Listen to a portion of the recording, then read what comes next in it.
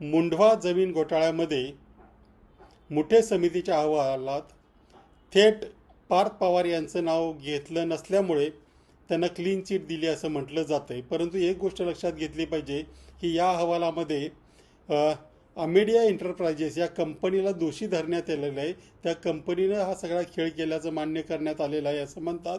त्यामुळे आत्ता जरी ते क्लीन चिट दिल्यासारखं वाटत असलं तरी कदाचित पुढे या कंपनीला दोषी धरल्यामुळे आणि या कंपनीचे 99% पार्टनर हे पार्थ पवार असल्यामुळे पुढच्या समित्यांना या अहवालाची दखल घ्यावी लागेल.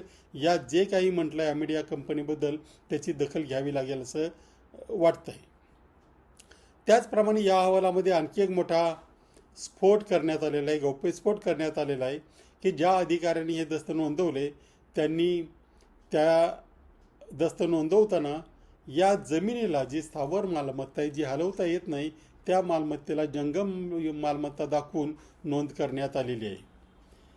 जमिनीला जंगम मालमत्ता समजणारं आपलं ऐतिहासिक जे पौराणिक पात्र आहे ते म्हणजे पवनपुत्र हनुमान. त्यानंतर तशी करामत फक्त महाराष्ट्रातले अधिकारीच दाखवत आहेत असं नक्की म्हणता येईल. पण पवनपुत्र हनुमानाने एका चांगल्या हेतूने ते काम केलं होतं. परंतु हे जे प्रशासनातले बजरंग आहेत यांचा राम कोण आहे ते माहिती नाही. परंतु ते अशा प्रकारे जमिनींनासुद्धा जंगम मालमत्ता दाखवून जर व्यवहार करत असतील तर असे किती लोक महाराष्ट्रामध्ये काम करतायत आणि त्या प्रत्येकाचं गॉडफादर कोण आहे, राम कोण आहे याची आता शोध घ्यावी लागणार आहे. आणि हे राज्य शासनाने तातडीने केलं नाही. अर्थात ते करतील की नाही शंका आहे, कारण कदाचित हे राम मंत्रालयातच बसले असण्याची शक्यता आहे. त्यामुळे याचा शोध कितपत गांभीर्याने घेतला जातोय हे महाराष्ट्रातील जनतेने पाहायला हवं आणि त्यावर लक्ष ठेवायला हवं.